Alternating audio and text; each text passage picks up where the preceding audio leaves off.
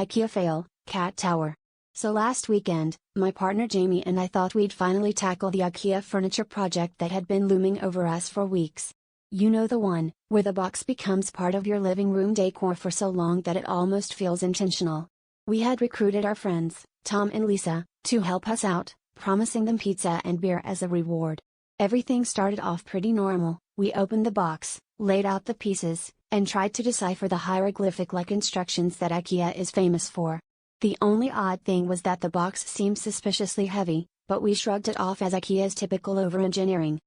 As the afternoon rolled on, the assembly process turned into a scene from a sitcom. Jamie and I were arguing over which piece went where, while Tom and Lisa were taking bets on whose interpretation of the manual was more accurate. Screws were flying, and the floor was a minefield of Allen wrenches and wooden dowels. At one point, Tom jokingly suggested that with the number of screws left over, we might accidentally be building a spaceship.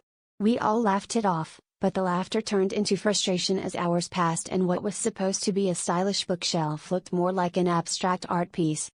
Finally, after what felt like an eternity, we stepped back to admire our handiwork. That's when Lisa, who had been unusually quiet, burst into laughter and pointed out that the bookshelf we'd been constructing had multiple platforms and a dangling toy mouse. It was a cat tower.